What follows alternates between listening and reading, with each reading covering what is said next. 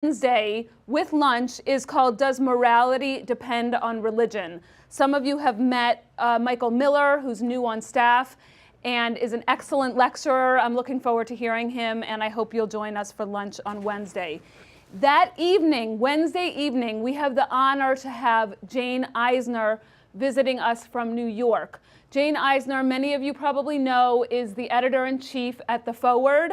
And she'll be here on Wednesday night giving our distinguished lecture. It's a free lecture, open to the public.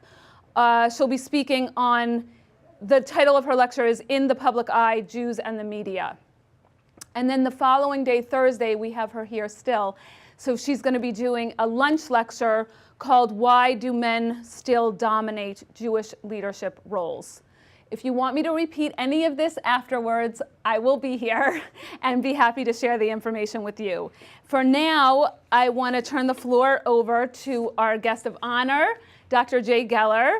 Dr. Geller is at Case Western Reserve University. He joined the College of Arts and Sciences as the first Samuel Rosenthal Professor of Judaic Studies, also with the faculty appointment in the Department of History. He's an expert on German Jewry during the past 2 centuries, and also teaches courses on urban history and modern European history. His first book, Jews in Post-Holocaust Germany, 1945 to 1953, examines the re-establishment of organized Jewish life in both West and East Germany and the relationship between Jewish institutions and German political leaders in the immediate post-war era. So the topic that he'll be speaking about tonight really closely links his expertise, and we're so honored to have you here with us, Jay. Thank you for joining us. Please give a warm welcome.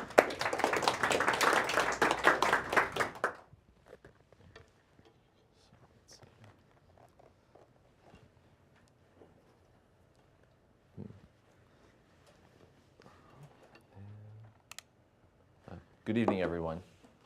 I hope you can hear me fine. I'm going to move the podium just a little closer to them. So in 1948, the State of Israel declared its independence. And one of the many different rationalizations for a Jewish nation state was for Holocaust survivors to have a place to go and for a country to have a country where oppressed Jews could find a refuge, which they did not have between 1933 and 1945. And this connection to the Holocaust was literally written into Israel's Declaration of Independence. And here you can see an excerpt from the Israeli Declaration of Independence. It's an extremely long document, but this is literally part of the text as a rationalization for why Israel must exist, why the Jews must have their own state.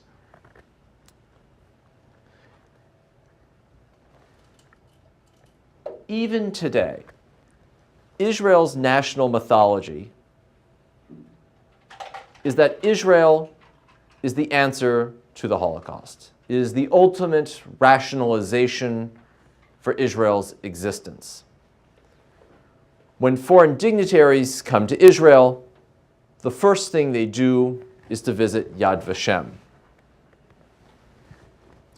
which is, of course, the National Holocaust Museum and Memorial. And you can see in these photographs here, former Secretary of State Hillary Clinton, former Secretary of Defense Liam Panetta, and former British Prime Minister Tony Blair visiting Yad Vashem, although I believe in this photo he was no longer Prime Minister at that point. The other two were still in office. It's completely de rigueur. The State of Israel is sending the message to visiting diplomats that the Holocaust is part of Israel's raison d'etre. In 1949, the Federal Republic of Germany came into being.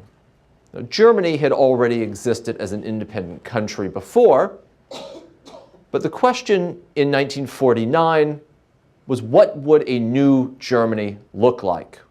This is after the Nazi era and after the Holocaust. Germany's provisional constitution, known as the Basic Law, enshrined personal dignity and human rights into its very first article. These are literally the first words of Germany's constitution. So the very first thing the German Constitution said was that it was the state's duty to protect individual rights, the very opposite of what had happened under the Nazis, where the government, where the state was taking away the rights of the individual. Here, the state exists for the very purpose of protecting individuals' rights. This is even in contrast to our own Constitution, where the opening articles are all about the structures of government, the checks and the balances. You don't get to the protection of rights until you get to the amendments. So the very first thing in the German Constitution, so the raison d'etre for this new German state form was to protect individual rights in contrast to what had just occurred a few years before under the Nazis. So within a span of 2 years, 2 new states were born, in some ways directly as a result of what had happened to the Jews and others during the Holocaust. The catch, of course, was that one was the home of the victims and the other was the land of the perpetrators. In fact, it's not as if 8 million Nazis just disappeared after 1945. Of course not.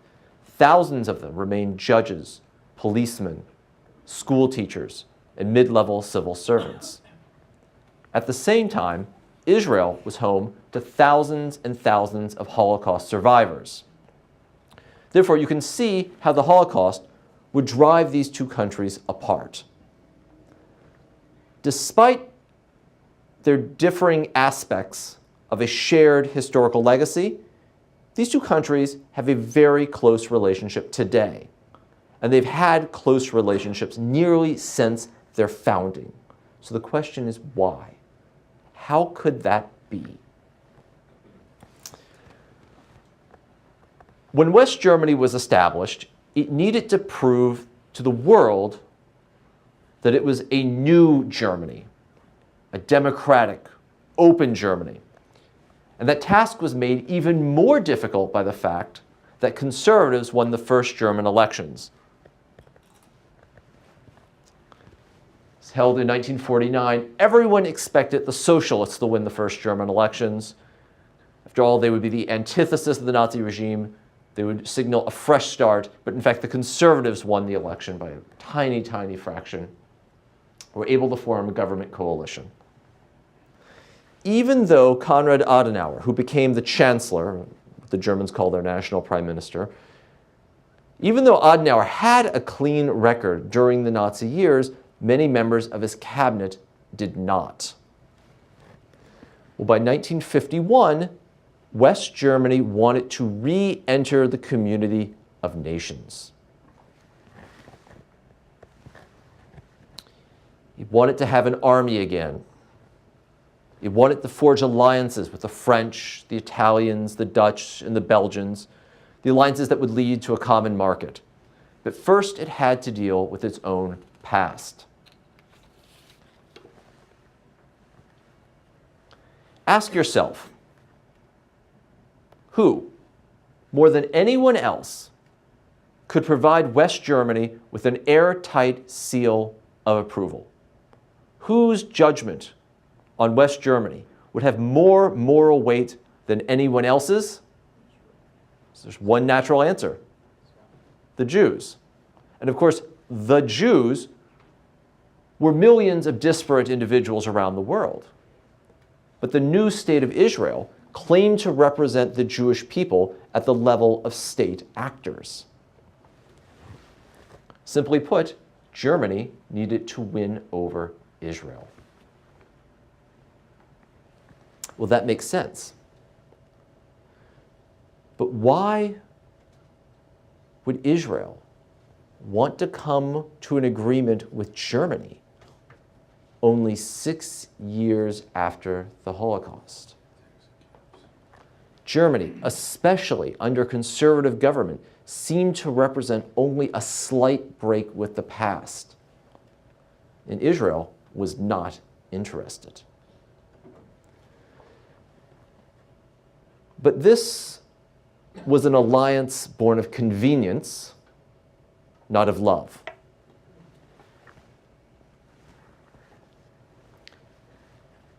Israel was a young country. with no natural resources. Hundreds of thousands of immigrants and hostile neighbors. It needed friends. Preferably friends with money, or at least friends with durable goods, like tractors and hospital equipment that could be used to build buildings for the refugees, to be used for defense purposes.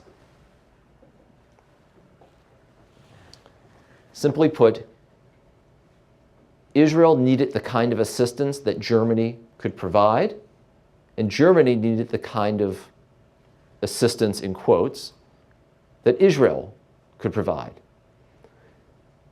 So the two countries began negotiations for a treaty for Holocaust reparations that would be paid to Israel, ostensibly to settle Holocaust survivors, although it was for far more than that in real terms. Negotiations began in 1952, lasted most of the year, and they signed an agreement near the end of 1952, and it was ratified in 1953. This photograph actually shows the moment of the signing of the agreement. They met in Luxembourg. It was a very frosty ceremony. I mean, normally these days we think about these ceremonies as sort of festive acts, and lots of handshakes and self-congratulations. There was really none of that there at this event. From what I've read, I think the Germans arrived first. They were left to wait in an antechamber. The Israelis show up, basically say, all right, let's just go do this. We're not in any mood for chit-chat. The room was not heated well. They sit down, they pass the books around, they sign them. This is Konrad Adenauer, the chancellor, and serving also as his own foreign minister of Germany. These are his two foreign policy advisors, including Hallstein, famous diplomat later in the 60s. One thing that's quite interesting is just this man at the end of the row here, Jakob Altmaier, is a German Jew who actually was on the German delegation at the, it's not really a treaty, but the signing of the agreement, and he was also a socialist, so he was not even a part of Adenauer's conservative government, but he had played a small role in brokering the agreement. It's Moshe Sharet, the Israeli foreign minister. Nahum Goldman, head of the World Jewish Congress, helped set up the Claims Conference, which to distribute reparations to individual Holocaust survivors. This is here you can see his head turn, but it was the head German negotiator, head Israeli negotiator during the negotiations of the treaty, who incidentally had gone to high school with one of the German negotiators. So much of the Israeli negotiation team were German-born Jewish or Israeli attorneys. They're experts in law. They certainly knew the language, they knew the culture, and in some cases they even had personal ties to their counterparts across the table. But as I said, this was, again, an alliance, if you will, born of convenience, not of love. And the frosty atmosphere of this ceremony really embodies that. Well, the treaty provided something that each country needed, and it was very unpopular in each country. Even though each country got something vital out of it, the treaty itself was extremely unpopular among the people in those countries. Most Germans felt that they could not afford to pay reparations when they themselves were trying to rebuild their country only a few years after the war. And of course, there were some Germans who didn't want to pay any reparations to the Jews at all. Many Israelis thought that Holocaust reparations were blood money, that they would not accept. And there were mass demonstrations against the agreement. Some of these demonstrations actually turned violent. They were largely led by the Israeli right. At that point, Herut, led by Menachem Begin, man who at the time was in the political wilderness, but nearly 30 years later would himself become the prime minister of Israel. So fierce, fierce demonstrations in the streets of Jerusalem, literally against the reparations. And in Germany, you have many parliamentarians, who are opposed to it, many citizens who are sending letters to their representatives in parliament saying, you can't vote to ratify this treaty. Now, in the end, the Israeli government agreed or accepted the reparations by a vote of 61 to 50. It's a close vote. And the German parliament agreed to pay the reparations with 239 yes votes out of 360 ballots. But what's really interesting here is that less than half the representatives from the governing parties voted for the reparations, in Germany, that is. The Germans only approved reparations because the socialist opposition voted for them. Konrad Adenauer, the Chancellor of Germany, who had a clean record under the Nazis, who wanted to pay reparations to the Jews, both for political and for moral reasons, and tried to sell them to his own constituents on grounds of political expediency, could not even bring his own political party around to support them unanimously. It's only the left-wing opposition who voted for them on moral grounds that got them approved. But again, just because there were reparations flowing between these two states doesn't mean that they really wanted an alliance. And in fact, there were no diplomatic relations between the two states. The Germans wanted formal diplomatic relations. They wanted an exchange of ambassadors, the whole business. The Israelis refused to grant this. They had a small mission inside of Germany to administer the reparations, but they did not exchange ambassadors. And in fact, Israeli passports were stamped that they were valid for all countries in the world except Germany. Here it is in Hebrew and in French. This document is valid for all countries with the exception of Germany. It's amazing to think that the Israeli government didn't mind Israelis going to Cairo or Beirut, but it did mind Israelis going to Munich. And of course, the truth is that many Israelis went to Germany or had to go to Germany for academic reasons, scientific reasons, business reasons. And Israel did not really want its citizens in Beirut. But it's the symbolism that is important here. Even though these two countries have a relationship, they don't technically have relations. And Israelis are not supposed to be in Germany. Many years later, there was an ambassador to Germany, an Israeli ambassador to Germany, a man named Avi Primor, who was actually fired from his position after having been ambassador to Germany for many, many years. But his autobiography is in fact entitled, "With the Exception of Germany." The idea that this is the country that Israelis should not have relations with, should not be close to, and yet it still happened. So in the 1950s, Israel wants as little to do with Germany as possible. And Germany, or at least West Germany, is chomping at the bit to have various ties to Israel. The more ties that West Germany can have to Israel, the more, quote unquote, approval it can claim to have in the international arena. The Israelis are totally disinterested in this. By the mid-1960s, the situation was reversed. Israel wanted more allies, and it wanted full diplomatic relations. So the Israelis now, into the 1960s, they want German support diplomatically. West Germany at this point is perfectly happy with ambiguity, so we can be friends with the Israelis and the Arabs. It was only when East Germany became allies with Egypt under Nasser that the West Germans agreed to exchange ambassadors with Israel. And full diplomatic relations were established in 1965.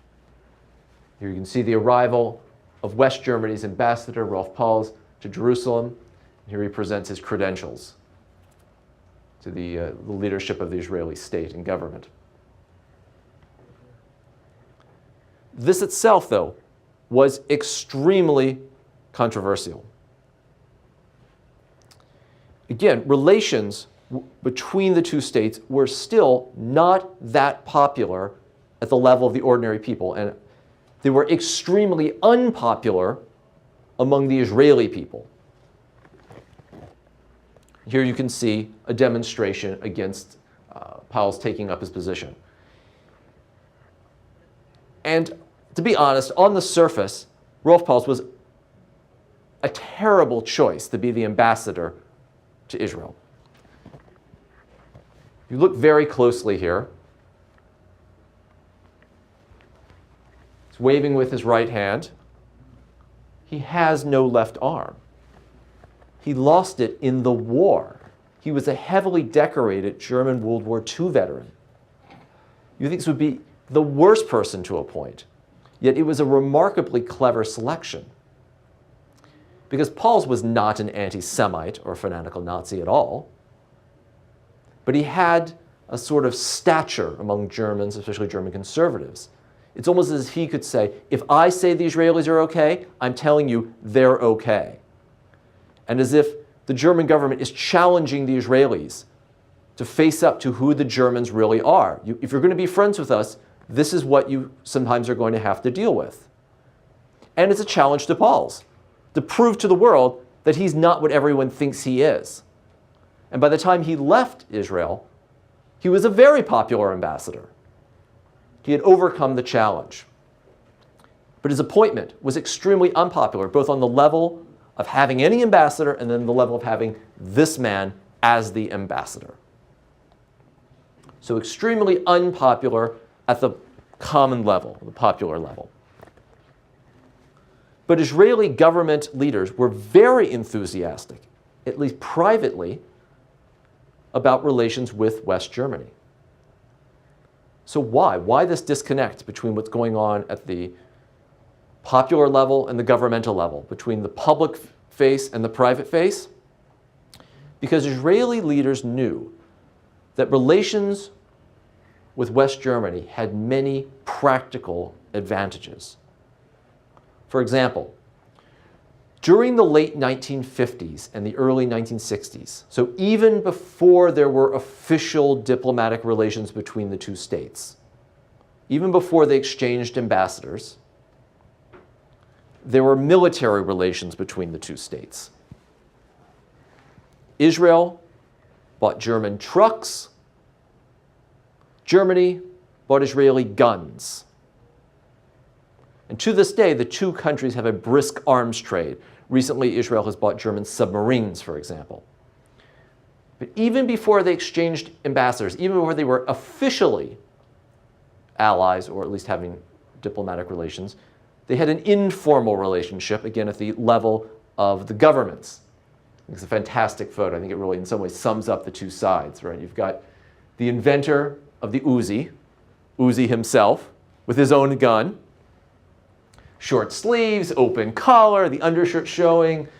You know, he looks exactly what we might expect an Israeli to look like in the 1950s. And here's the foreign minister of West Germany, Franz Josef Strauss. He's wearing a suit and a dress shirt. It looks like someone told him, take off the tie. You're in Israel. He's got the close cropped hair. He looks exactly, he's Bavarian, and he looks it.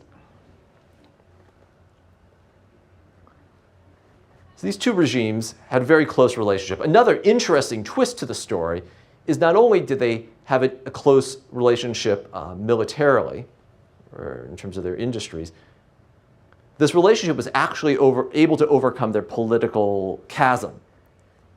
Israel, until 1977, had left-wing governments. I think it would even be fair to say in its early years it was a socialist state. It was led by Zionists, socialist Zionists. The government of Germany, from its creation until 1969, had conservative governments, sometimes very conservative governments. And yet they still managed to make it work. Again, that is at the level of governments, and quite a bit of this was secret. It took many, many years for Germans and Israelis to warm up to each other publicly. The murder of Israeli athletes at the Olympic Games in Munich, Germany in 1972 did not help matters at all. A sitting German chancellor did not visit Israel until 1973.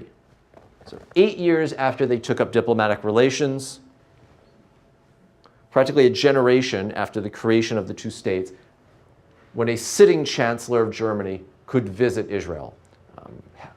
Konrad Adenauer, the founding chancellor of Germany, did visit Israel in 1966, but he was in retirement and it was a private visit. Willy Brandt visited Israel in 1973, and he spoke English while he was there. He did not speak German publicly when he was visiting Israel. It was simply too sensitive. And this is a man who had been in the resistance against the Nazis. He had a well-known record as a resistance fighter and a left-wing politician. In 2000, so not that long ago, in 2000, the president of Germany, who was a figurehead, akin to, say, the Queen of England, or the president of Israel, for that matter, the president of Germany visited Israel and spoke to the Knesset in German.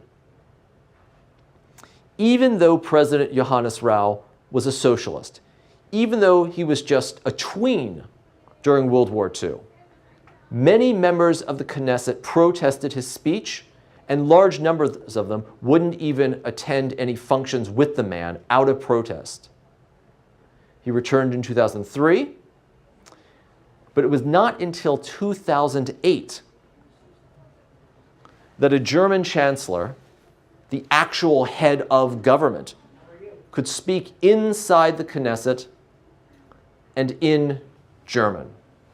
Here you see Angela Merkel speaking inside the Knesset building. And for some groups, even that was still controversial. This is a woman who was born after the Nazi years. She grew up in East Germany, actually. A very, very different experience and relationship to Germany's past.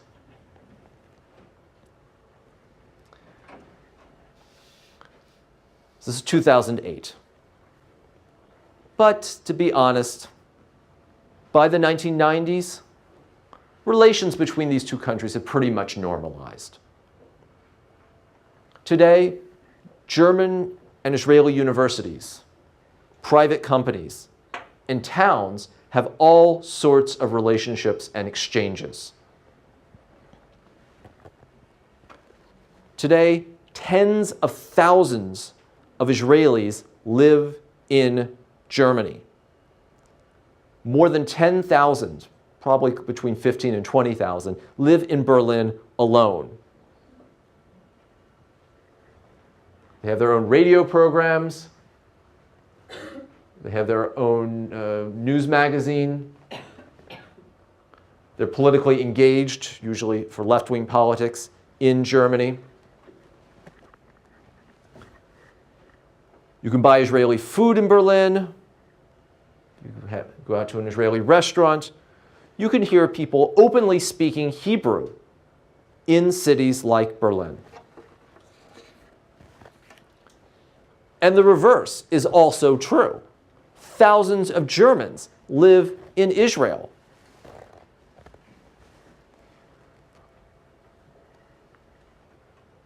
Many young Germans work on kibbutzes or spend a gap year volunteering in Israel. I can't tell you how many times I've met a German who has said to me, oh, I spent a summer vacation working on a kibbutz, or in lieu of my military service, I worked at a retirement home or a hospital in Tel Aviv. Or I did a study abroad year at Hebrew University or in Haifa. It's not unusual at all to hear German spoken on the beach in Tel Aviv or in a boutique in Neve Tzedek. Israel does not have this kind of relationship with France, which was once so supportive of Israel. Sure, you'll hear plenty of French spoken in Tel Aviv or Netanya, but it's French Jews. You hear German being spoken on the streets of Tel Aviv. These are non-Jewish Germans who have come to the country. Again, Israel does not have this kind of relationship, this almost kind of natural easiness also between its peoples with the French. Israel has mixed relationships with the governments and the people of Spain and Greece. So why Germany, of all places? How did it get this way? It seems so odd, almost counterintuitive. I would argue that it is precisely because of the Holocaust that these two countries are so close today. First, the issue of the Holocaust means that Germans and Israelis are exposed to each other. They are in dialogue with each other, and they have been. Some study history or language in each other's country, and it's natural, in fact, that would be like this. But that has led to greater understanding. They gain insights into how the others think. And then, of course, they forge personal friendships. Also, many Israelis can claim German residency or citizenship because grandma or grandpa was born in Germany. Second, when it comes to Germany, Israeli Jews do not live under the shadow of the Holocaust the same way that American Jews do. Many, many American Jews are still uncomfortable with Germany. They won't go to Germany. They won't buy German products. They don't like the idea of a strong German army. Israelis do not have those same issues. You will almost never hear an Israeli say, "Oh, I can't buy a Mercedes after what the Germans did." They just simply have a different relationship to the Holocaust, and because they have a different relationship to the Holocaust, they have a different relationship to Germany, especially 3 generations later. Third, the Holocaust acts as a brake on German foreign policy. So the government of Greece, now led by, I would say, a far left-wing prime minister, or the government of Spain, can be outspoken in support of the Palestinians. It can even appear to be anti-Israeli without suffering political damage. But the German government can never afford to appear to be anti-Israeli. Even though large swaths of the German population are unfriendly to Israel, the same way that large swaths of the Greek population, Spanish population, Portuguese population are, the German government, whether it is on the right or the left, maintains a sympathetic stance towards Israel. Thus, Israelis know that Germany is officially on their side and that they can count on Germany. Even when the government in Berlin is facing pressure from its own constituents to oppose something that Israel is doing, Germany will either have very muted criticism in comparison to other European states, or it will, for example, abstain at the UN Security Council. Rather than vote against Israel, the US will vote for Israel's case. European states might vote against. Germany would abstain. At the same time, when it comes to issues inside of Germany, Israelis have no hesitation about weighing in. And I don't think it's just because they're Israelis, although that certainly is part of it, but they have no compunction about weighing in on German affairs or demanding that their voice be heard. And I'm not just talking about Benjamin Netanyahu, who, as we all know, doesn't mind sharing his opinion in any country. I'm talking about a whole range of public figures, religious leaders, such as these shown here, politicians, public intellectuals. And because of Germany's unique past, the German government does listen in a way that the French government does not. Whether the issue be legal restrictions on circumcisions, selling advanced arms to Arab states, or even what kind of sealant to use on the Berlin Holocaust Memorial.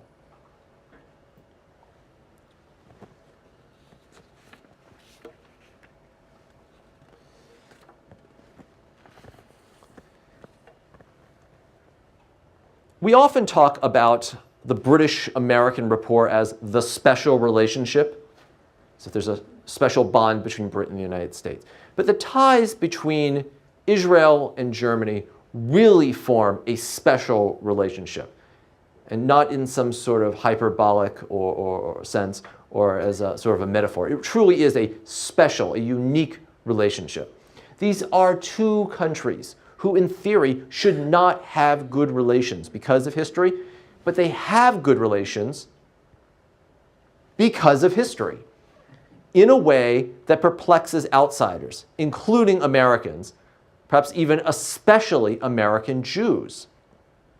And this year, which marks the 50th anniversary of official relations between Germany and Israel, has seen a particular emphasis on the ties between the two countries. There's a special website devoted to this. Talks about politics, business, again, academic matters, culture, sports, tons and tons of articles and information and tidbits. Everything you can imagine, from theater to military exchanges to business ties between the two, even the Violins of Hope, which will be coming to Cleveland this fall, hosted by Case Western Reserve University.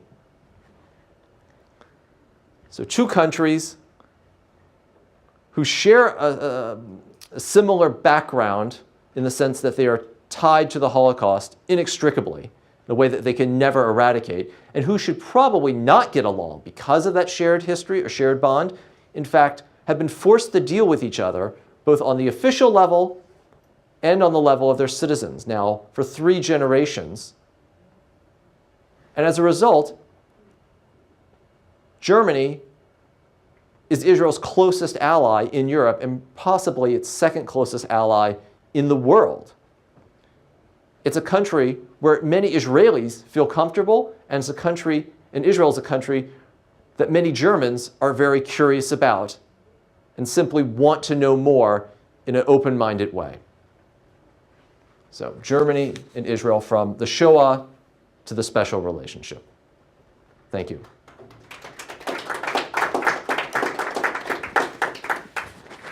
Thank you, Jay. We'll have dinner now, and then towards the end of dinner, over dessert, we'll open up for a question discussion period. Enjoy. 1 minute. We'll have dinner in 1 minute.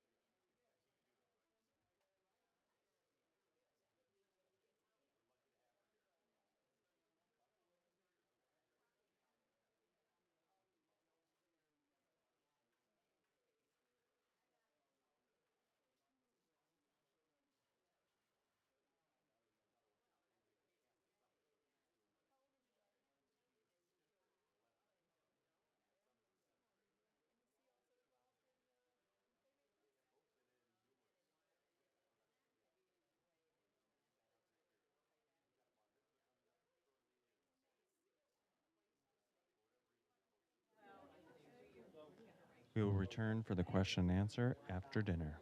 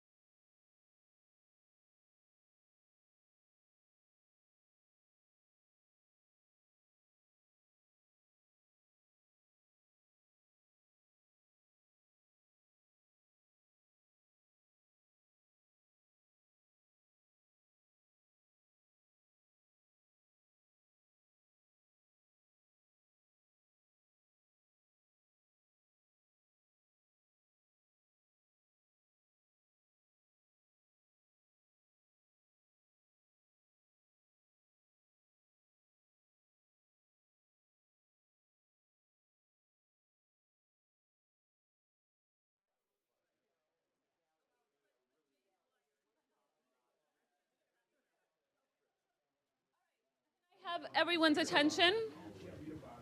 We'll open up for question answer and discussion. I have a mic here which is not projecting in the room, but it is being picked up by our camera. So when you are taking the floor to ask a question, I'll give you the mic. Don't worry that it seems like a pretend mic. So I'm just going to start. I told Jay that I wanted to start by asking him to tell us a little bit about Violins of Hope. I know some people in the room do know about that program that's going to be coming here in the fall, right? But because it's such an interesting partnership, I thought it would be worthwhile to ask Jay if he could expand upon it a little bit. So the Violins of Hope. The violins of hope, the actual violins, are musical instruments that survived the Holocaust era when, in most cases, their Jewish owners did not. And over the decades, they have been passed on from descendants or heirs or just even strangers, people who've come across them, to a man named Amnon Weinstein, shown here. He is a musical instrument restorer in Tel Aviv. His father was the chief instrument restorer for the Israel Philharmonic. So he grew up in this world and has been doing this literally for decades. And it basically was his hobby, yes, his passion there, to bring these instruments back to life. And in recent years, these instruments have been traveling the world to museums and orchestras to display them and to use them. And we're fortunate enough that they will be coming to Cleveland this fall.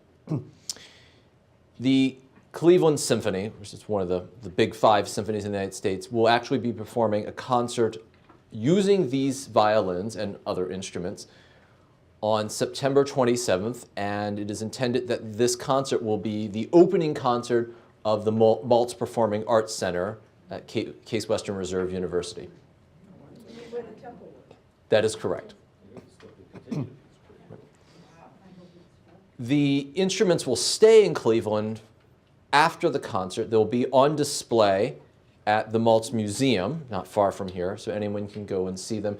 And there will be other concert venues that will make use of them, either involving members of the Cleveland Orchestra or students and faculty from the Cleveland Institute of Music.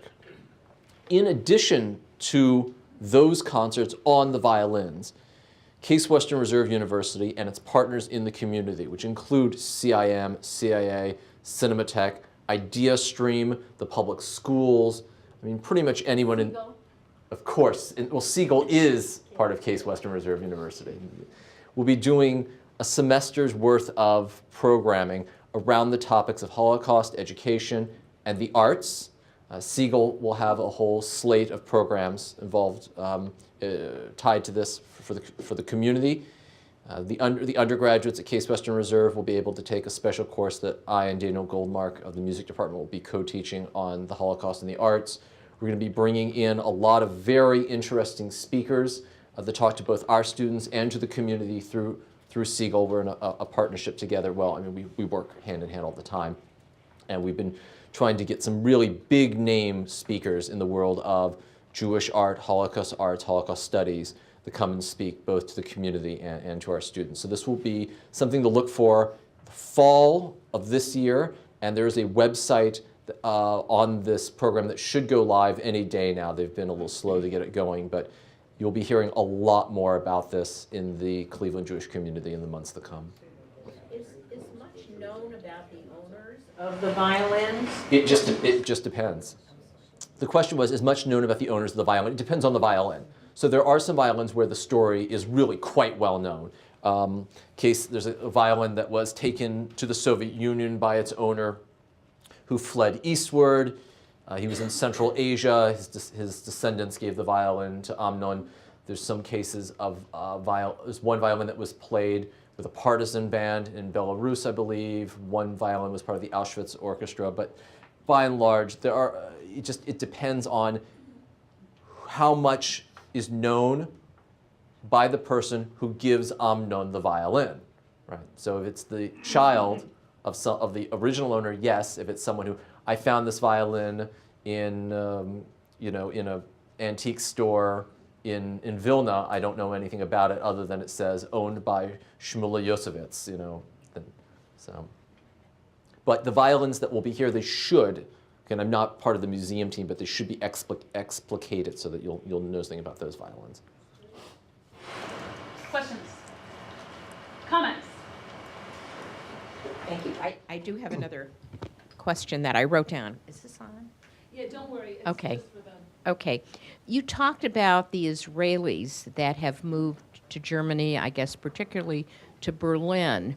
Are there other Jews from other parts of the world that have also come to Germany? Yeah, so the question is, are there Jews from other parts of the world who have come to Germany besides Israelis? In 1991, the Soviet Union collapsed, and living conditions in the Soviet Union for all the people living there deteriorated in most regards. At the same time, the leadership of the Jewish community in Germany basically said to the political leadership of Germany, can you do something for the Russian Jews, as they called them? They're not all Russian, but this is what they became known as, the Russian Jews. And it was basically decided that since Jews in the Soviet Union could not receive Holocaust reparations, either because the Soviet leadership would not allow it, or because many of them were technically not survivors, there were no reparations paid to them, but that Germany would do something for them now, and what it would do for them now is let them come to Germany. They would have to make their own way, but once they made their way to Germany, they could become German citizens, which at that time was very difficult to do on a naturalization basis.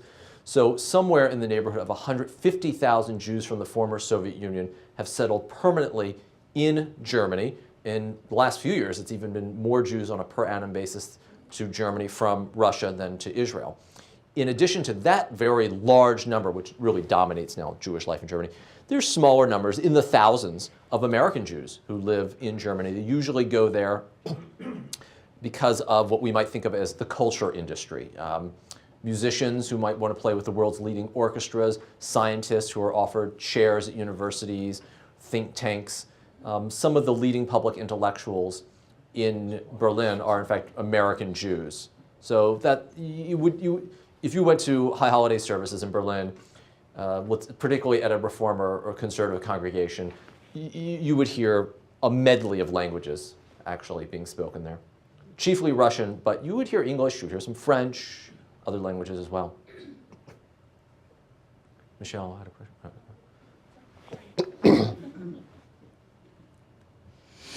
In the late 1990s, I was living in Israel, and I have an experience that it was particularly troubling to me, and I'm hoping that maybe you can shed some meta light on it. I befriended this woman who was doing, like you had described, doing her master's degree in social work, and she was spending a year in a boarding school in Israel getting some experience. So we started to travel together, and I started to know her very well. And this was an educated German woman, and she was a leftist, and she was worldly. Yet she didn't realize until we started traveling together the impact that Germany had had around the world and the damage that it had done. And I, was particularly troubled because this is a young woman that I would assume grew up in an educated society. And I was wondering if this is really just her experience, if she just blanked out and didn't pay attention in history, or if there was a gap for a long time in real Holocaust education, and not just Jewish Holocaust, but World War II education. Thank you. The Germans actually do get quite a bit of Holocaust education or World War II era education in the schools. The woman was in the late 90s. I'm going to guess was probably in her early 20s or thereabouts. Yeah, her generation. That's she's even younger than I am. So my friends who grew up in the 70s and the 80s in Germany, they had lots of Holocaust education. So it's hard to know what was going on with her case specifically. Did she blank out? Did she block it out? I mean, who knows what the influences in her home were as well.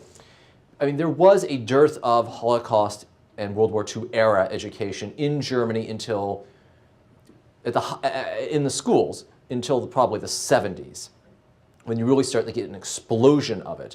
This was always something looked at the university level and among intellectuals, but the everyday kid at the village elementary school or middle school would not necessarily have gotten an accurate depiction of that time. But by the 1980s, I mean, they really had it together with their educational programs.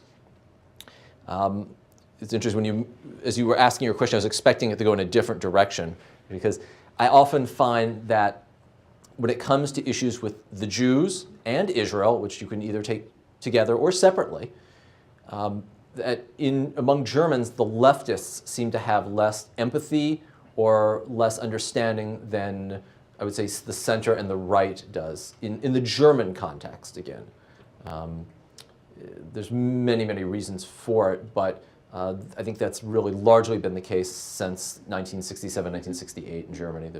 It's one of the interesting things about the relationship of Germans to Israel and to the memory of the Holocaust is that there was a huge flip in the year 67, 68. Before the Six-Day War and before the explosions of the student youth movement in 1968, German leftists tended to be pro-Jewish, if you will, pro-Israeli. And that switched by the 1970s. And so by the 1980s, you actually tended to hear more pro-Arab rhetoric from the left than from the right, which is what you would have gotten in the 1950s, and more pro-Israeli rhetoric coming from the German right.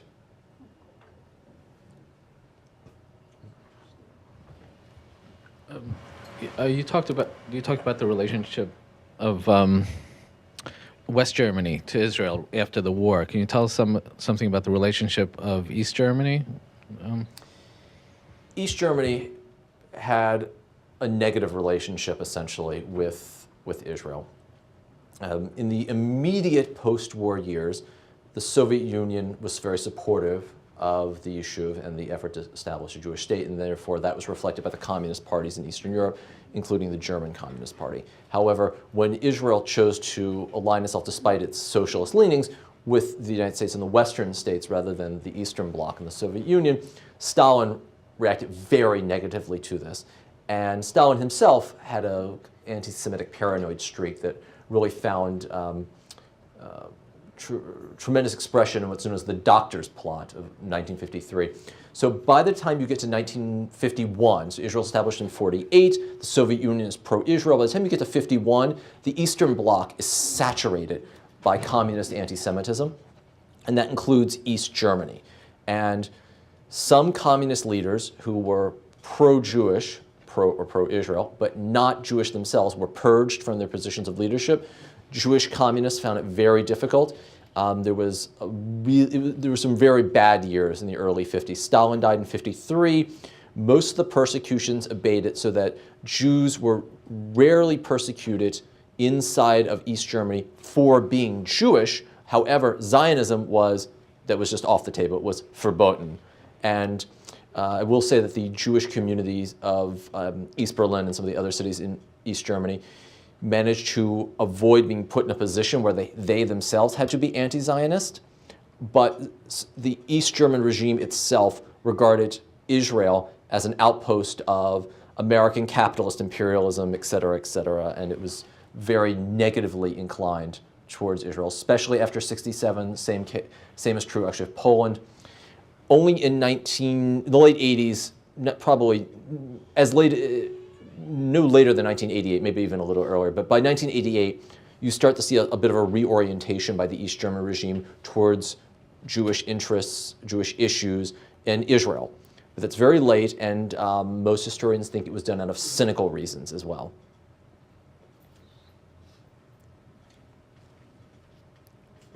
You mentioned earlier that the Israelis have a different attitude or relationship to the Holocaust than American Jews do. Could you say some more about that? I think it has a lot to do with the experience of the two communities during those years. I think a lot of American Jews feel like we should have done more, we could have done more, why didn't we do more, we let them down, or the idea also that these were literally our cousins, our aunts, our uncles, our grandparents who were involved. The Israeli self-representation is, we are the tough Jews, we're the new Jews, we're the Jews who would have fought back, this would have never happened to us. We don't need to cower before the Nazi, we would have punched the Nazi in the nose.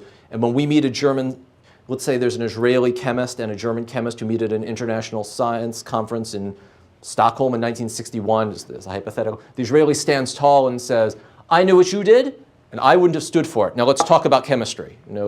They carry themselves very differently. And then the way Holocaust education is done, the way it's woven into the fabric of the society, versus here how it's considered sort of a parochial Jewish thing.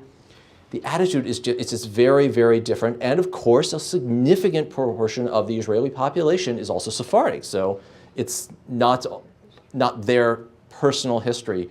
I mean, there are so many different ways in which the Holocaust impacts Israeli society, and yet the relationship to the Holocaust as a societal factor, as just a defining identity, is very different. Again, Israelis don't define their Jewish identity as the answer to the Holocaust, whereas so many American Jews will say, we have to remain Jewish because of Hitler.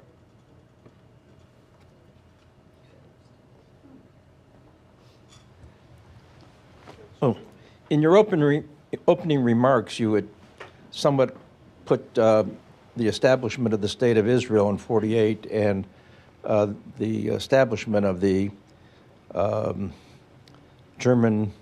West German government in equal positions.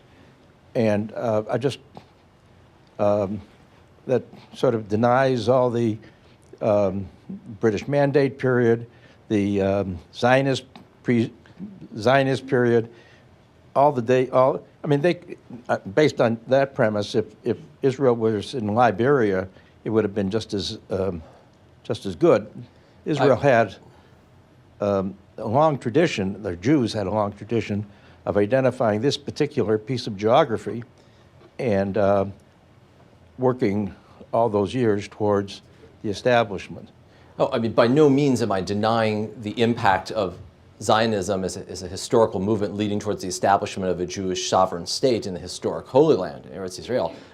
My point is simply that these are two countries, two governments that were established within 16, 18, 20 months of each other. So they happen to come about the same time.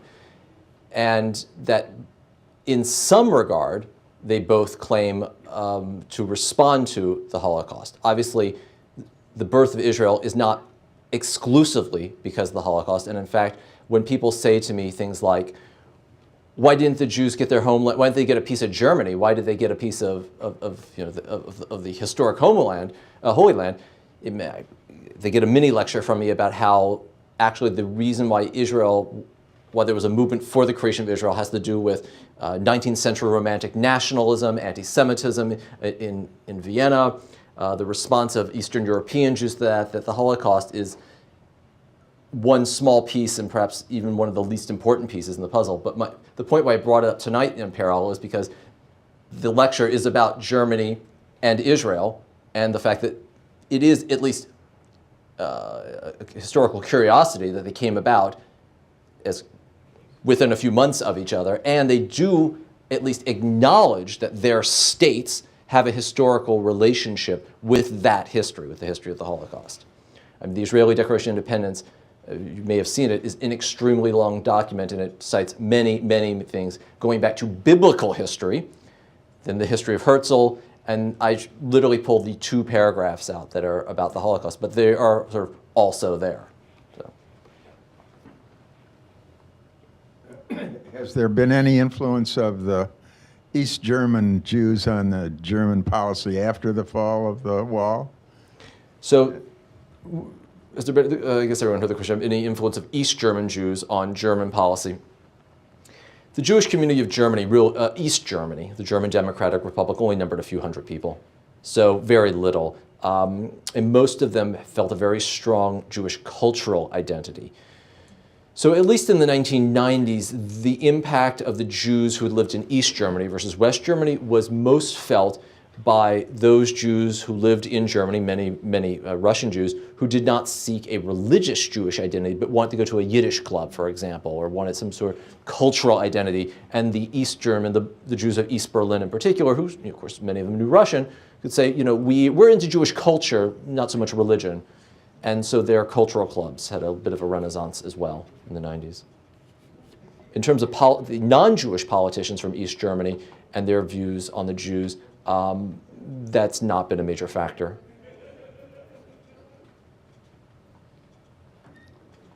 Sorry for hogging all the questions. We here at Siegel have been talking a lot about the new anti-Semitism. And basically what we have been talking about is how anti-Semitism has grown out of, in the modern, decade, how it's grown out of a confusion between anti-Israel policies and the connection to the Jewish people. And how being in the United States and worldwide, that being on the left pretty much dictates that you're going to have an anti-Israel position. So how does that play out in Germany, where there is such a close relationship between the two countries? That's a very good question. First of all, I'd like to say that the European left is much further to the left than the American left. That the American Democratic Party, which we associate as the sort of left-wing party in this country, would probably be considered center-right in most European countries, or maybe moderately center-left. So when we're talking about the European left, we're talking about groups that are really quite far to the left by the American understanding of the left-right spectrum. And the German case, generally speaking, parallels what I think you see in most Western European countries, that the further left you go, the more pro-Palestinian the party is. Also, of course, the further left you go, you're approaching Marxism. And Marxism as an ideology is both anti-capitalist, and Marx himself ascribed much of capitalism to the Jews. And so, and many Marxists were also were very anti-American. So you get a mixture of anti-capitalism, anti-Americanism, pro-Palestinian, kind of third world activism. Am I leaving out any antis here? I mean, and then this can shade into anti-Semitism on the European left. This is why, as I mentioned before, that the European right, the center right, not the far right, of course, the center right tends to be more pro-Israel and more comfortable with Jews, religious Jews, I would say. There are non-practicing Jews, certainly on the left or even the far left, who have an ambivalent stance towards Israel.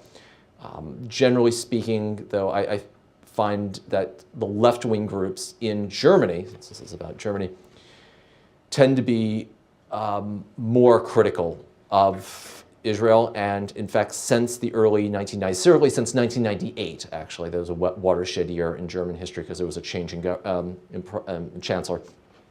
You're hearing more and more voices among the political elite saying, we can now be critical in a way we could not before, or we should be more critical, although that again tends to be more on the left than it is on the right. So the parties, for those of you who follow German politics, this is the party, in particular the party that calls itself the left, and that's actually the name of their party, the left. Used to be known as the Party of Democratic Socialists, who used to be known as the Socialist Unity Party, who used to be known as the Communist Party. And then the Greens, the Green Party, which is somewhat split, though. It's between what they call the realists and the idealists. The idealists tend to be more critical of capitalism, of Israel, pro-Palestinian, and you can find shades of anti-Semitism there.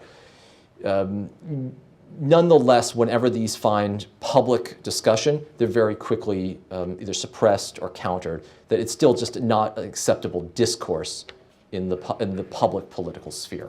I mean, what people do after 6 beers in the local bar is different from what someone says on the podium at an election campaign rally.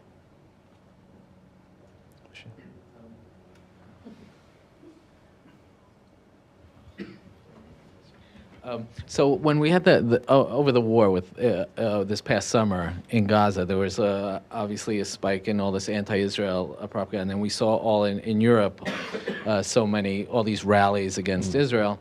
And what came out is in Germany you had some striking anti-Semitic public speeches and rallies. I'm sure most of the people here saw that in the news. And on the political spectrum, it got a lot of, let's say, play and shock. And what was the popular reaction in Germany to this first time since the war having these public displays of anti-Semitism?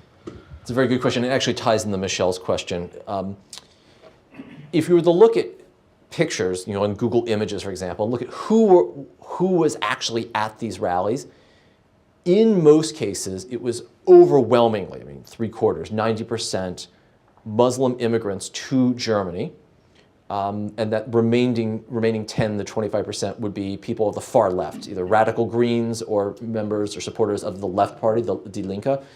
Of course, it varied from city to city as well. I think people were shocked, actually. There was a notorious case in Berlin of people protesting against Israel's actions in Gaza. The vast majority, 90% at least, were Arab immigrants. A significant portion of them were Palestinian. And they were chanting that I think any reasonable person would interpret as anti-Semitic, not just anti-Zionist, but anti-Semitic.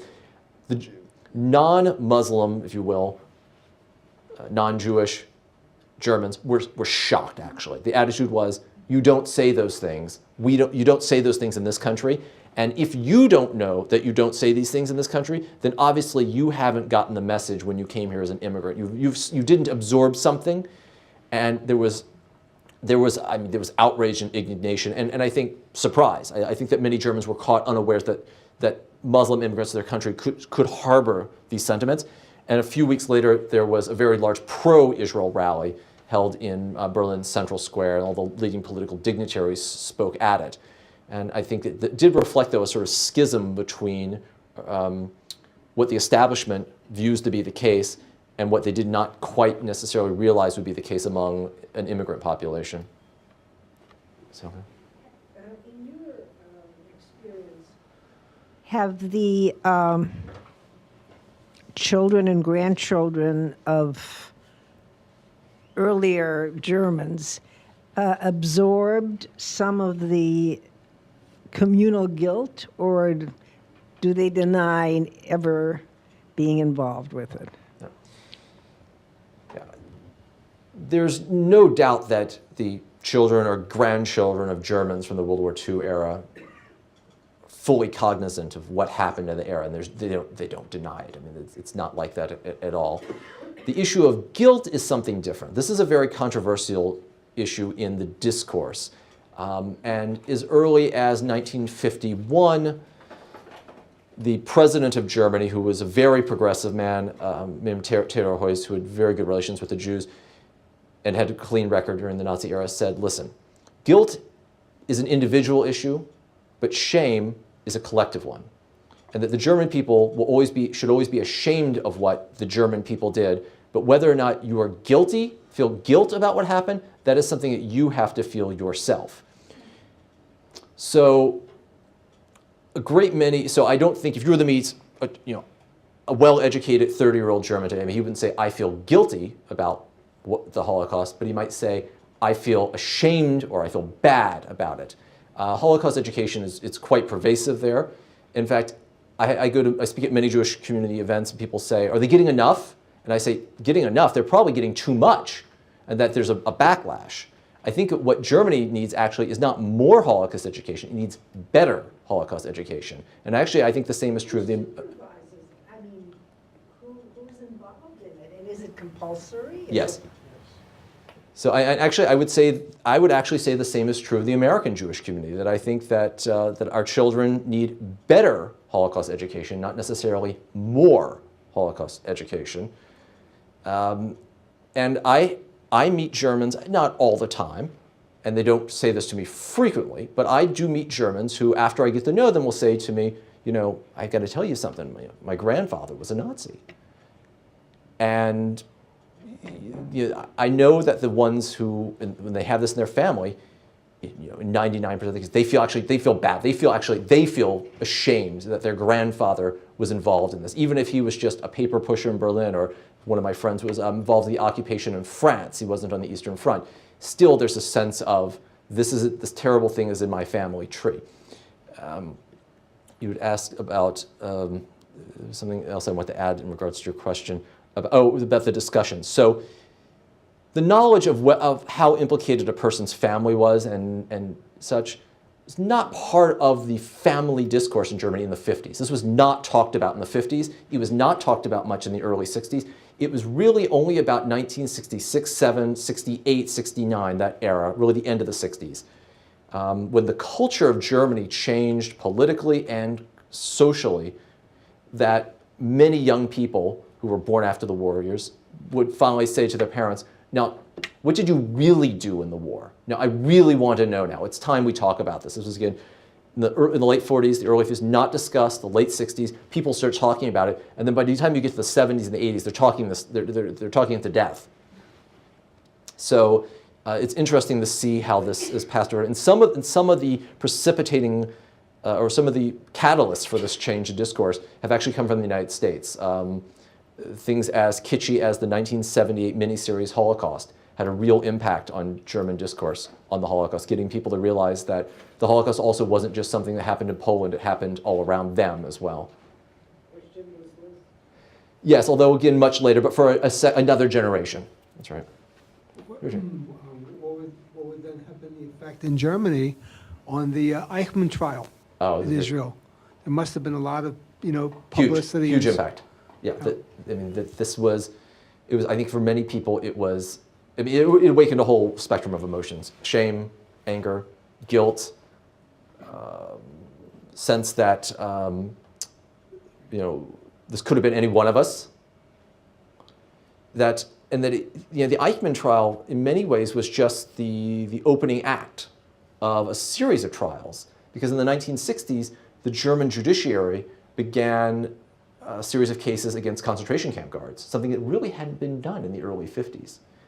And then it started to be clear that anyone could have been involved in this. But then there was, in the German discourse, there was a sense that, well, that was the SS, it was sort of different.